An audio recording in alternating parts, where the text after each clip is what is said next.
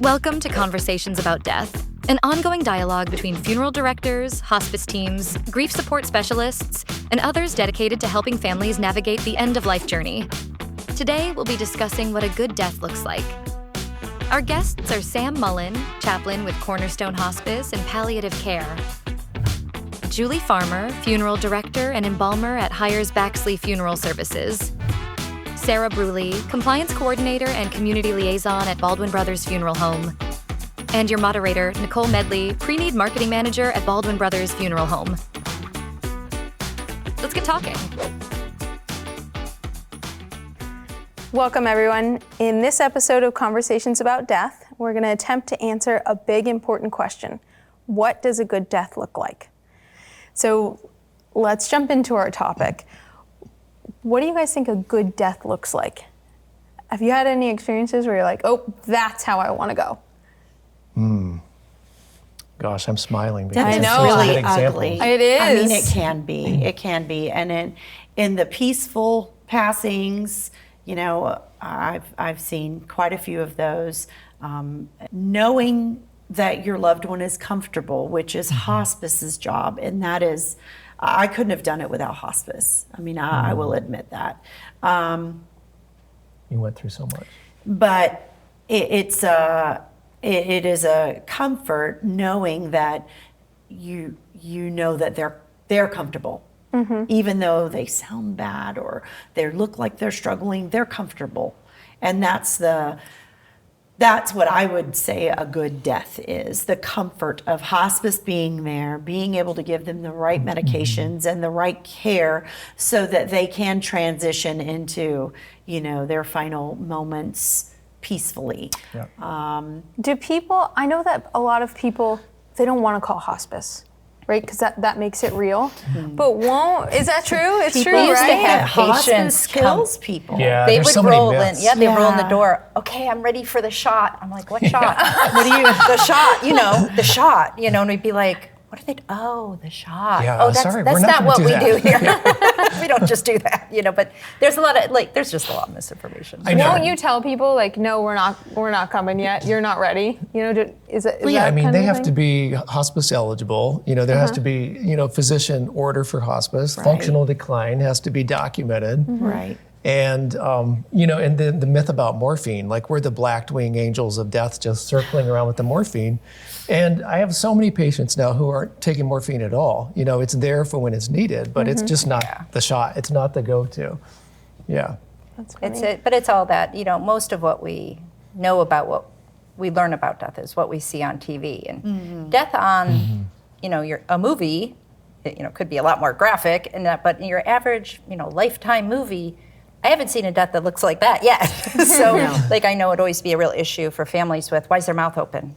Yes, I can't stand their yes. mouth open. Well, there's no muscle. Their mouth is open when they die. And like, we got to close it. I'm like, well, you're not going to be able to close it. You need the funeral home will take care of that, you know? And so it's just, we're not doing this. We're not caring for our own dead anymore, or our own ill for that matter, Right. for the most part. So people don't know. I didn't know your mouth went open. It makes Your sense mouth to is me. wide open. Because you and don't, it's- it looks 'Cause you unnatural, and naturally it Yeah. sometimes creates panic for families. You know, Yes. you got That to would close their definitely mouth, freak me close their out. mouth, close their mouth, and you'll come in there and they've stacked 14 somethings under there to try to get it closed. Yeah. And it's unfortunate because we are not educated in that stuff, and it's scarier, I think, for people. They are families, because we avoid it so much as a culture, and then when it actually happens and they see what happens with a death naturally, it can be very disturbing, often for people. And then going back to the good death, I think one of the things that's really important as well is how you're living life now. Like if you're clearing out the toxic stuff, if you're happy with yourself, if you're doing the work for yourself, and you're in a really good space now, because how you live is how you die, right? So how you're living now, and then when you get into the other components socially and spiritually, and what do those look like with a good death, are huge. Socially, is the patient, is your loved one supported? I've had patients who die alone, and I've had patients in a hospice house. You can barely get in because the room is so full. And what's the social structure look like? And those two deaths, they do look different. Oh yeah, huge.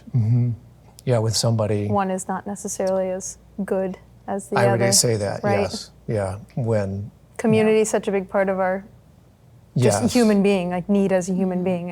I think a lot of us fail to realize that this was the whole point, right? Was to collect Yes. people along your Yes. journey. But, and then there are people, though, that they do die like they live. And some of those people have been alone the whole ride. Yes. And that's how they're comfortable, So I always have to That kind makes of wonder. sense. It's like I had the first hospice doctor I ever worked for. He'd say, Sarah, they die like they live. They die like they live. And it Yeah. took me a long time to understand what that was. And it's not necessarily a bad thing. It's just their choice. Like, I wouldn't choose it. But they've chosen it all along. Now, obviously, you can have some other factors at play, mental illness, substance abuse. I mean, there's a lot of reasons, but I've always kind of felt like if they die the way they want to die, it's a good.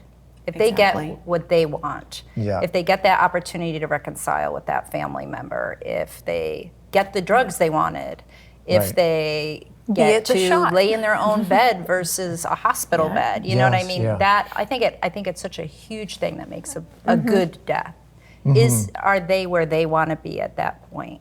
Because it gets, again, we've talked about planning and stuff around, that stuff. But if your wishes are for the most part granted and you get it your way, that's a good thing. Because a lot of people don't. No, they don't. And I like the hospice doc who said, how we live is how we die. And I see that quite often. You do, Yeah, with that transfer, just right even into, and especially into the active dying process that happens. And I've had some patients who will, I have a patient right now and she will deny pain and just smile at you. And it's all of her life. She's always just been nope, everything's I'm all good and controlled. And she's actually in pain. You know that she is. Yeah, because we'll look for nonverbal signs of pain, or when she's repositioned, she shows pain. But what's important to her is not to inconvenience anyone else. Yeah, I'm she's fine. like, this so isn't about therefore- me. It's a real thing. I'd In be the crawling hospital across the bed. floor hitting that nurse's bell every 5 minutes, but I'm great. Thanks, honey. Carry on, I'm good. Don't worry about me. Well, no, this is kind of about you. It's kind of the whole point. So you'd say she's gonna have a good death because she's operating on her terms and Yeah. you're allowing her to. And She's happy. She's happy her family's with her. I have another patient who took a hot air balloon ride recently. And she said, I checked my bucket list. I'm ready to die. man, I did, yeah. and she was on hospice care and did a hot air balloon ride. wow. Yeah. So those are some of the elements that make it a good death. Absolutely, yeah. Bucket list, just some Reconciliations. reconciliation. I know that's a big I one. had a patient who, I kid you not, one of my first patients, I go in her room and we're doing something, she goes, go in my closet, I got a bikini in there. It's a yellow bikini. Okay. I know I'm thin, but I've never looked this good, and I'm gonna put that on, you're gonna take my picture. And I mean, it was like, she's like, you do not know how long I've always wanted to wear a yellow bikini, and I'm doing it. And I mean, she wore that thing all Absolutely. day, and we were all like, wow, she does look really good, but she was like, I'm finally at the weight where I feel confident that I'm gonna look good. And I'm not embarrassed, and she was all about it, and it was such a big thing for her. Yeah. It was really amazing because you're like, I can't believe we're doing this, but we're doing this. I can even do this sitting down. Right? Yeah. It's so true, though. Yeah, just all those components. And that made her so happy. She got that wish. The yellow bikini. I'm going to Yellow remember bikini. that. Me too. one. I Yeah, it won't was forget that something. 'Cause I story. remember thinking, is this legal? Should we be doing this?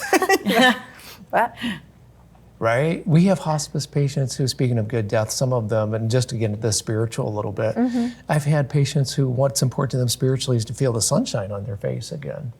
And in the hospice house, we will literally take them outside to the lanai and the nurse will take the hospital bed out so they can have the sun on their face. And families can be with them out there. Or it might be important that they've had, like you said, reconciliation, that they need to have closure. And often I'll ask, who are the people that you love? And is there anything that you feel you need that's unfinished during this time? Who do you need to come around you?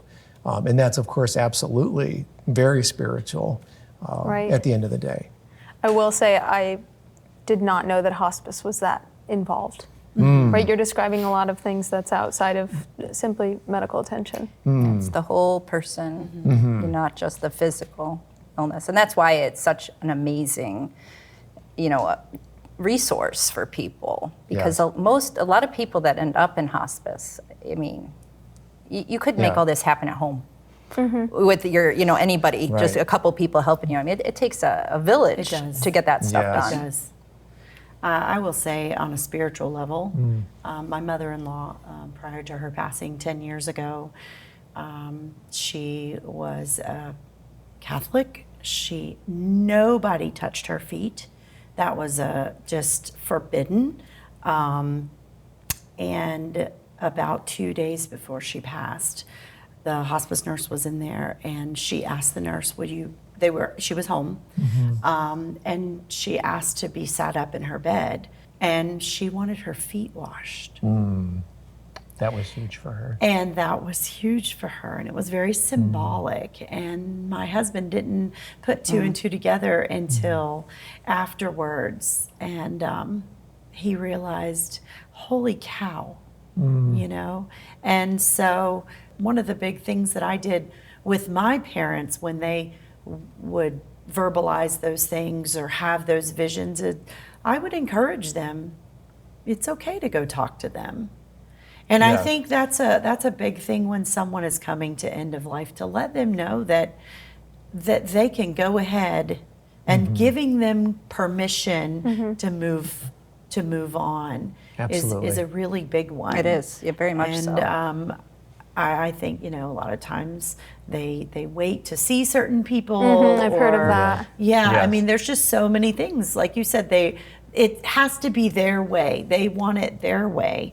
And as long as you fully participate, as in what hospice will do or families will do, and come together and fully participate in helping give them their wishes and their desires at that time, as long as it's reasonable, I mean.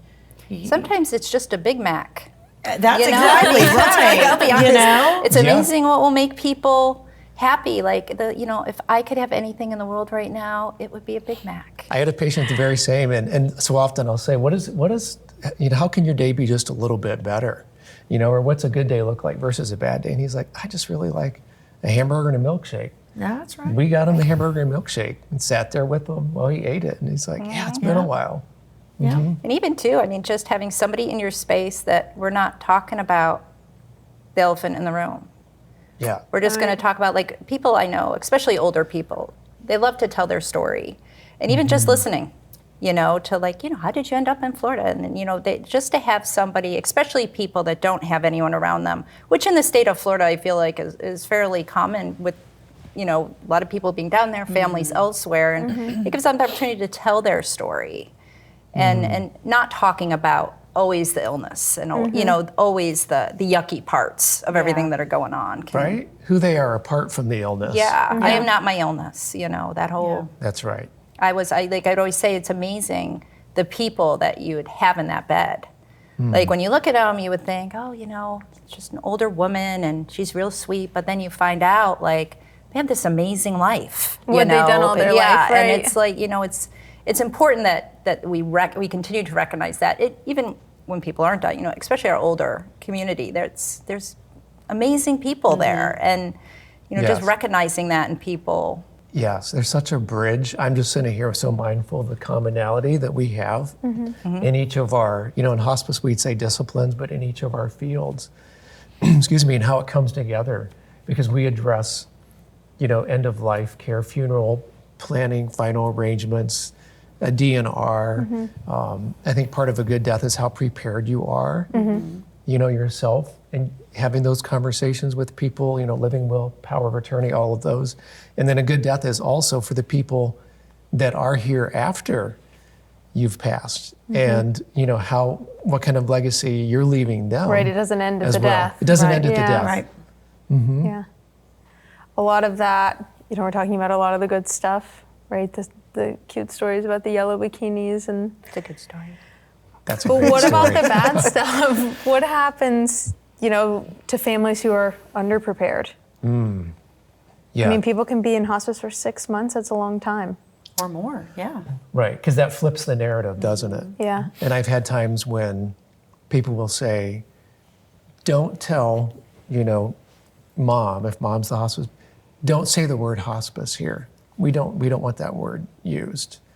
And it's that kind of denial. You'll see that denial in grief, denial that, your loved one's not on hospice care. We want you to say home health care versus hospice care. And when there's that kind of denial, it just will catapult along the whole process. Yeah, that's, I think, very common, that denial. And we don't want them to know they're dying. They know they're dying. Yeah. I had a patient once, she You don't said, know they're could you dying. tell my family? Because they don't think that I would address. She said, I know I'm dying. Yeah, they think I don't know. Like, that was very common. They think they're kidding me. I know exactly who you are and what you're doing here. And I think that everybody spends a lot of time trying to protect each other. But what are we protecting each other from? You're putting Yes. off the inevitable. It's going to happen. Nobody has escaped yet that we know of. It's going to happen. And, how can we best support people? And with some people, it may make sense. You can't, every situation's different. But I feel like everybody's cheating themselves by kind of pretending, oh, it's not going to happen to us. Yes. And especially in that, hospice does really help narrate those conversations, I think, a lot more than people that aren't in that, using that resource, because it's very helpful in helping kind of hold hands of families through that and how to have those conversations and with patients, and talking to their own family members about their wishes. Yes. This might be a silly question. Is hospice free? That's a great question. So hospice is Medicare covered, which virtually almost, so many people can tap into it. Free, yeah. But if the care is needed, the person will not be denied from hospice care. Yeah. So hospice is available to everyone. That's right. So all of these people that we know about that don't use it or are scared of it, there's no personal other choice. reason to not use, financial is not the reason to not use hospice. No. For many people, it's the only option, Yeah. at the end of the day. I visited people in really cheap motel rooms who live there to, the best subdivisions in the area. Right. And it's at the same denominator at the end of the day. The needs are the same. What are the most common misconceptions or fears, right? Because we just answered that it's not a financial one. What are the most common misconceptions about hospice? That it's a place that you go to die. But it is. It is and it isn't. So it's a place that you go, because there's different levels of hospice care. Okay. So there's routine hospice care, which is in the home. And that's a really good death there in that sense, because you get to die at home.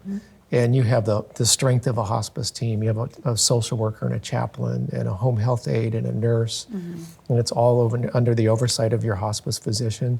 But then there's also a general inpatient unit, which is a hospice house. So I work in hospice houses now.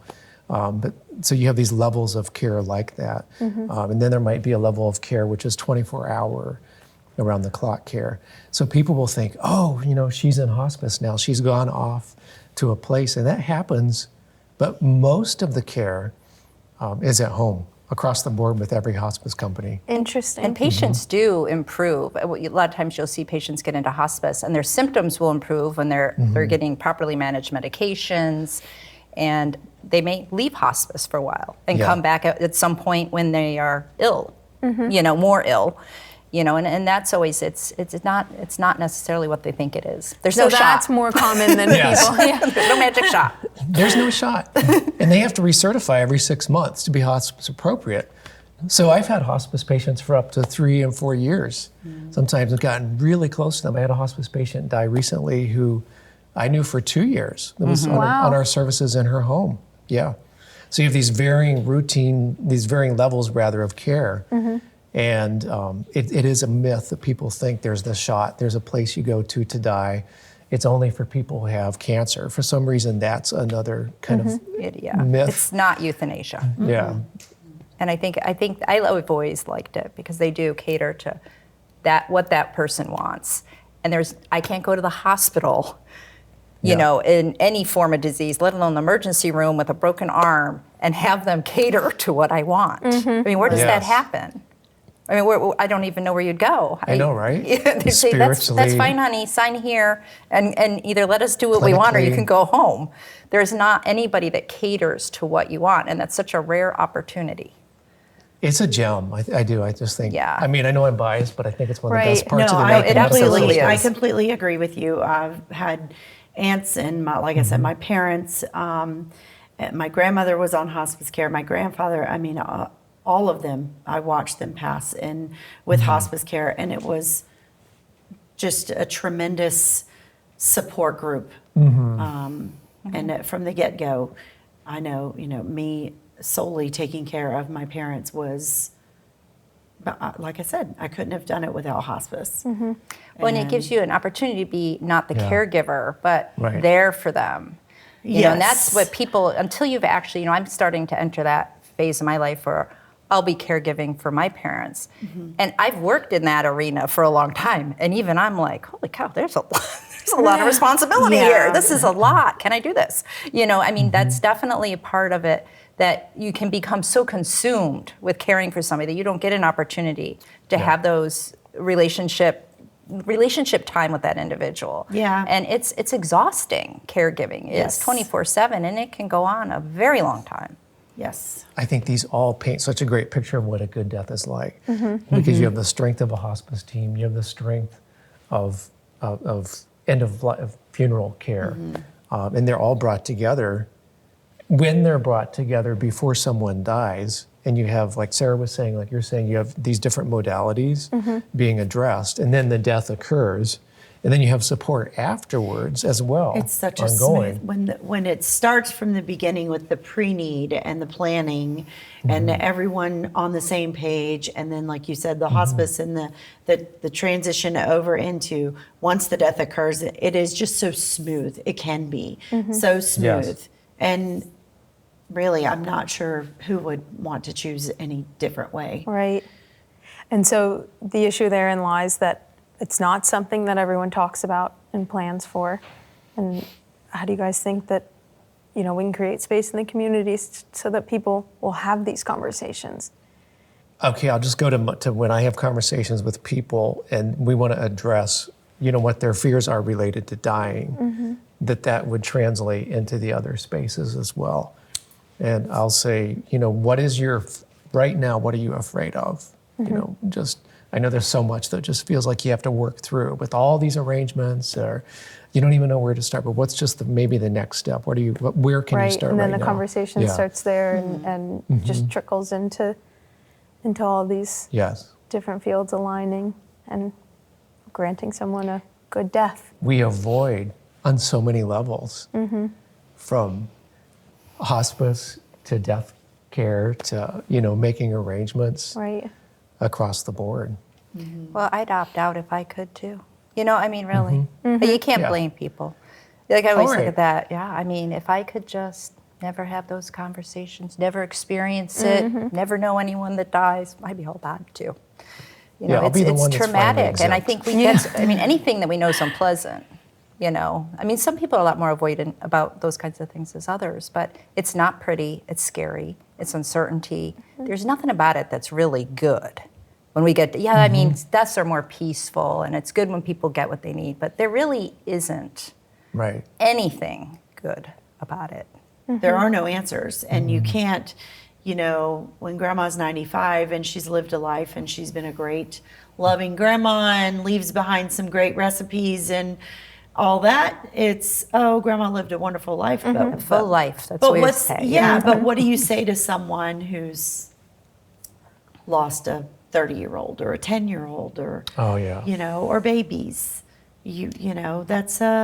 That's definitely not a good death. I would say a good death is someone who has lived a full life and who gets their wishes for the most part and has reconciliation and all. No, I had a patient who was 28 years old 2 years ago that died, and there were redemptive parts to his death, and he had a really dry sense of humor, and he would sit with his family, And he'd be like, hello, I'm the one that has cancer here, okay? Like, how's your day going? Because, well, let me tell you about mine. You know, I've got the big C. And I'd sit and he'd just laugh about it. Yeah. And he actually helped them find healing because they would laugh just as you guys just laughed. Right. And you know it's how sounding healing like laughter communication is such a big part of a good death. Right. Yeah, huge. You know, not necessarily that you have to accept it or, you know, that doesn't suck, but just talking about it. Talking about it to the point where you can be prepared. The point where, you know, you're not leaving stuff on the table for after death occurs. Yes. And then I'll just add to that for the families too. It's so important. I know we've been talking about this, but I want to just drum the drum a little bit more. For the preparation that can happen, it just helps your loved ones immeasurably. So in each of our fields, I mean, from pre-need to the death care to the hospice, you know, I mean, across the board, funeral plan, it all comes together. Have a plan. And your loved ones, it's going to help them in their grief. Right. If that arrangement's been made. Right. Yeah. Well, because it gives them an opportunity to grieve properly and not put their grief aside so that they can take the next 2 weeks to a month to plan or to settle out finances or to, you know, all figure of those out what things. you may have wanted because we didn't know. Yeah, and that gives people the time to grieve the way that they should be able to and not have to deal with things that's unnecessary. And there's already so much. I mean, I lost a step-parent recently, and I think the hardest thing for my mother to accomplish was getting his cell phone disconnected. Like, it became an ordeal. That's crazy. You know, That's and I the mean, thing. and it's like, there's little things like that you don't realize. Like, this just adds an incredible amount of stress to an already very Unnecessary. stressful situation. And I wouldn't want to talk about it either. You know, but it's all those little things that really just can add. It's amazing. The things that don't even seem like they'd be a big deal are a huge deal. Yeah. it's Right? It's You a have big to deal when live you it. get married. You've got a checklist, and it's when you die. You've got a checklist of things that need to happen. here's the number. Here's my driver's license. Here's my account number. I give you permission to turn off my cell phone. I mean, it's like it becomes, everything is so much harder because you're trying to figure out somebody else's life. You know, and you only got so many pieces. You only got what was in the folder or what you could find in the desk or the drawer or wherever. And it's hard. It's really hard. It's hard to, you know, and you're living your life too. So it can be, as much as you can encourage people just to have a plan. There are so many moving parts. It's wild how many. And we're all moving parts just trying are. to navigate through it, right? And sometimes we're succeeding, sometimes not so well. Yeah. Well, it sounds like a good death may look different for everyone, but it starts with the willingness to talk about it. Thank you to our guests for sharing their stories and their insights.